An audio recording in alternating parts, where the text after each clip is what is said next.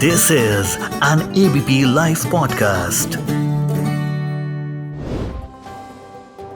भारत में जहां आज 5वें चरण का मतदान हो रहा है, वहीं वैश्विक परिदृश्य पर काफी कुछ उथल-पुथल है। दुनिया 2 युद्धों को देख रही है और इस बीच ईरान के राष्ट्रपति इब्राहिम रईसी का एक हेलीकॉप्टर दुर्घटना में देहांत हो गया है। इस देहांत के बाद जहां एक तरफ ईरान के कुछ हिस्सों में जश्न मन रहा है, वहीं ईरान की सेना पूरी तरह तैनात है कि यह कहीं तख्ता पलट की साजिश भी ना हो। मैं हूं व्यालोक और इस पूरे मसले पर मैं बात करूंगा अनु शर्मा जी से। अनु शर्मा अंतर्राष्ट्रीय संबंधों की जानकार हैं, एमआईटी यूनिवर्सिटी में असिस्टेंट प्रोफेसर हैं और इन्होंने ईरान पर एक बहुचर्चित किताब through the looking glass Iran and it's foreign relations भी लिखी है। बहुत बहुत स्वागत है आपका। जी धन्यवाद व्यालोक। पहला सवाल तो यही उठता है कि जिस तरह से दुर्घटना में राष्ट्रपति की मौत हुई और उसके बाद जिस तरह से कॉन्स्पिरेसी थियरीज आ रही हैं, इसको आप जैसे अंतर्राष्ट्रीय संबंधों के विशेषज्ञ कैसे देखते हैं? देखिए, बिल्कुल बात तो सही है कि ये दुर्घटना जो है काफी ये कह लीजिए कि इस स्थिति को हिलाने वाली है और वेस्ट एशिया में, पश्चिमी एशिया में खासकर, क्योंकि प्रेसिडेंट रईसी का निधन होना मतलब कि ईरान में एक अलग ही तरह की इंस्टेबिलिटी वाली सिचुएशन है जो कि होने के चांसेस हैं। और वहाँ पे ऑलरेडी लोगों के अंदर जो है थोड़ा सा रोष है, उनके पास नौकरियां नहीं हैं, औरतों के अधिकारों को लेके, हिजाब को लेके, इन सब को लेके लोगों के अंदर थोड़ा थोड़ा रोष जागृत हो रहा है।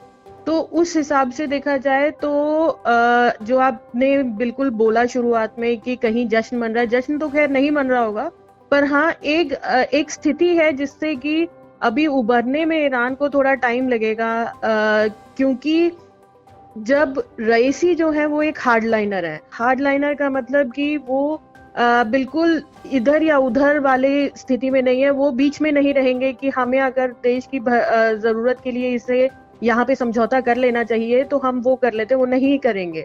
वो प्रिंसिपलिस्ट हैं, वो उस पार्टी से बिलोंग करते हैं जहाँ पे कि ये माना जाता है कि अगर ईरान को ये करना चाहिए तो ये करना ही चाहिए।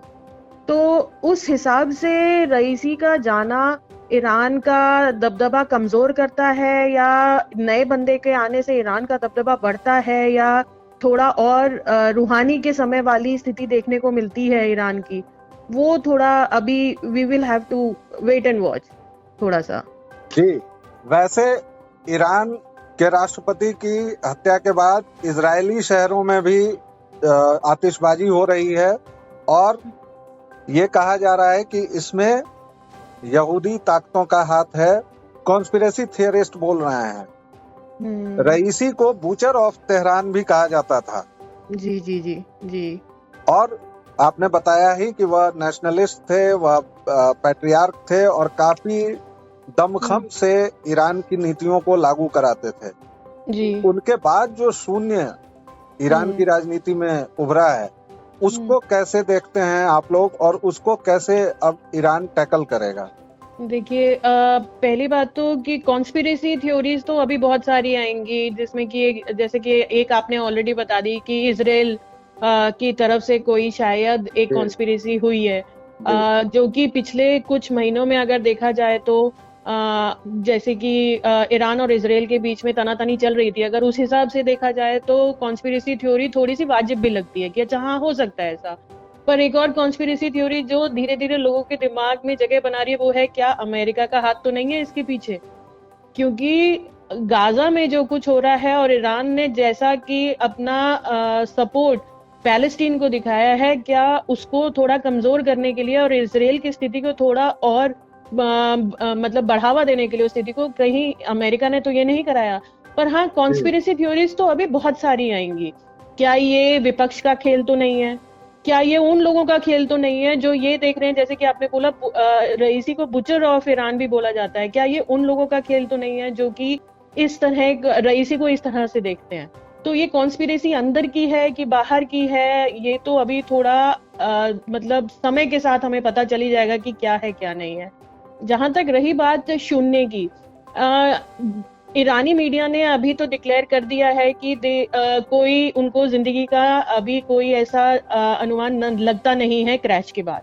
तो अगर ये मान भी लिया जाए कि रईसी अब इस दुनिया में नहीं रहे हैं, तो अभी अगले 50 दिन के लिए वाइस प्रेसिडेंट जो हैं वो फौरन अपनी कुर्सी संभाल लेंगे प्रेसिडेंट की। पर 50 दिन के अंदर अंदर उन्हें ईरान को एक और काम करना होगा, उन्हें अपना एक इलेक्शन कराना होगा नया प्रेसिडेंट चुनने के लिए। तो जो वाइस प्रेसिडेंट चुना जाएगा वो 50 दिन से ज्यादा प्रेसिडेंट की गद्दी पे नहीं रह सकता है। तो उसके लिए ईरान को अब दोबारा से करना पड़ेगा। हाँ, इसके लिए 2 और चीजें जरूरी होंगी। सबसे पहले तो जो ईरान के सुप्रीम लीडर हैं आयतुल्लाह खामेनेई, उनकी जो जिसे एक मंजूरी की जरूरत होगी। दूसरी बात ये भी कि खामेनेई किसके नाम के लिए मंजूरी देते हैं। इलेक्शन कराया जाएगा जो एक 88 लोगों का जनरल असेंबली की तरह एक पूरा गुट है जो कि ये डिसाइड करता है कि कौन कौन लड़ेगा इलेक्शन में। वो डिसाइड उसको अंत में मंजूरी खामेनेई देते हैं। तो खामेनेई रईसी उनके खेमे में होने के नाते उनके थोड़े नजदीक थे। अब खामेनेई किसको वो देते हैं कि भाई ये लड़ सकते हैं, ये नहीं लड़ सकते हैं, ये देखने का मतलब यही अब रह गया देखने के लिए कि कौन अब कुर्सी पे आता है। या ये रईसी जैसा ही बंदा आता है जो सख्त विचारों वाला है, या पिछली बार की तरह रूहानी जैसा कोई बंदा आ जाता है जो थोड़े उदार विचारों वाले हैं, जो ईरान के इंटरेस्ट हैं उनको मध्य में रखते हुए पॉलिसीज बनाएंगे और देशों के साथ बातचीत करेंगे, बड़े देशों के साथ बातचीत करेंगे। जी, पश्चिम एशिया की राजनीति डावाडोल लगातार रही है और इस वक्त खास तौर से इजराइल जहां एक तरह से थोड़ा राहत की सांस ले रहा होगा, अमेरिका भी राहत की सांस ले रहा होगा, लेकिन ईरान और उसके जो सहयोगी हैं वहां पर काफी दुख और चिंताएं होंगी। इजराइल लगातार उधर राफा में हमले कर रहा है, वह वहां की मिली सुरंगों को दिखा रहा है। मिस्र पर भी वह एक तरह से बोल रहा है कि मिस्र ने बाकायदा पनाह दी हुई है हमास के लोगों को। इस सब से पूरे पश्चिम एशिया की राजनीति पर कैसा असर देख पा रही हैं आप? देखिए, असर तो थोड़ा हिलाने वाला है, क्योंकि ये एक ऐसी स्थिति है जो किसी ने सोची नहीं थी, या जिसकी किसी ने कल्पना नहीं करी थी कि ईरान में कुछ ऐसा हो जाएगा। ईरान सदैव से ही पश्चिम एशियाई ये कह ले राजनीतिक सिचुएशन में अगर देखा जाए तो एक बहुत ही इम्पोर्टेंट प्लेयर रहा है। अब सडनली रईसी के जाने के बाद ये अटकलें शुरू हो गई हैं कि कौन बनेगा अगला प्रेसिडेंट, और जो भी अगला प्रेसिडेंट बनेगा क्या वो रईसी जैसा होगा या वो रूहानी या पुराने और थोड़ा रफसंजानी टाइप लोग होंगे जो कि ईरान के बारे में थोड़ा सोचेंगे। तो ये अटकलें कहाँ तक फलीभूत होती हैं, कौन बनता है कौन नहीं बनता है, ये देखना है। पर हाँ, इस पूरे वाकये ने या इस पूरे इंसिडेंट ने पश्चिम एशिया में थोड़ी सी स्थिति को हिला दिया है। हम इजराइल और ईरान के बारे में तो बात कर ही चुके हैं, पर और भी देश हैं जैसे कि बहरीन है, सऊदी अरेबिया है, उसके अलावा सीरिया है, लेबनान है, जिसको ईरान पैलेस्टीन की तरह सपोर्ट करता है। तो उस तरह से उन देशों के लिए भी स्थिति थोड़ी सी डावाडोल है तब तक जब तक कि नया प्रेसिडेंट नहीं आ जाता ईरान में। Saudi Arabia, Bahrain, Kuwait, Qatar, Oman, ये सारे अरब देश भी इसी तरफ आंख लगा के बैठे हैं कि कौन आता है और कौन अब ईरान का प्रेसिडेंट बनेगा। या इन 50 दिनों में क्या अमेरिका या बड़े देश कुछ ऐसा करने का सोचेंगे ईरान के साथ कि जिससे कि जो पूरे पश्चिम एशिया की स्थिति है वो थोड़ी सी शांत हो जाए, या जिसे हम कहते हैं अंग्रेजी में थोड़ी सी स्टेबल हो जाए।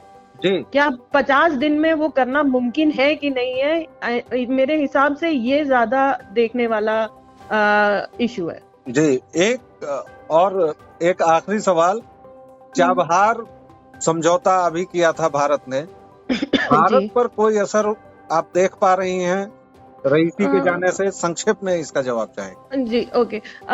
पहली बात तो हमें थोड़ी सी चाबहार के सिलसिले में थोड़ी सी उठापटक ये हुई है कि अमेरिका की तरफ से हमें थोड़ा सा ये एक इंडिकेशन मिला है कि शायद वो हम पे सैंक्शंस लगा दें अगर हमने चाबहार पे काम करना जारी रखा। पर क्या अमेरिका ऐसा करता है या हिंदुस्तान उसे भारत उसे अमेरिका को मना लेने में सक्षम होता है, वो एक इशू है। अब अगर रईसी के जाने के बाद भारत के चाबहार से लेके क्या गणना बैठती है, सही होता है गलत होता है, मेरे को नहीं लगता कि चाबहार के विषय में रईसी की के जाने की वजह से कोई फर्क पड़ेगा, क्योंकि चाबहार हम ऑलरेडी उन्हें बना के दे चुके हैं। अब हमें सिर्फ वो 10 साल के लिए मेंटेन करना है, हमारे पास सिर्फ लीज है उसे 10 साल के लिए मेंटेन करने की। अब अगर ईरान भारत के अलावा और भी अन्य देशों को जिससे कि वो लेके आया, जैसे जापान को, चाइना को, कोरिया को, वो लेके आया है चाबहार के अलग अलग हिस्सों को डेवलप करने के लिए, तो उससे हमें कोई फर्क नहीं पड़ता, क्योंकि जो 2 बर्थ हैं शाहिद बहिश्ती की, हमारे पास वो अधिकार है उन बर्थ को 10 साल मेंटेन करने का। जी, तो उसमें कोई खास फर्क नहीं पड़ेगा। जी, बहुत बहुत धन्यवाद, आपने हमसे विस्तार से बात की, इसके लिए थैंक यू वेरी मच। धन्यवाद व्यालोक जी। This is an ABP Life podcast.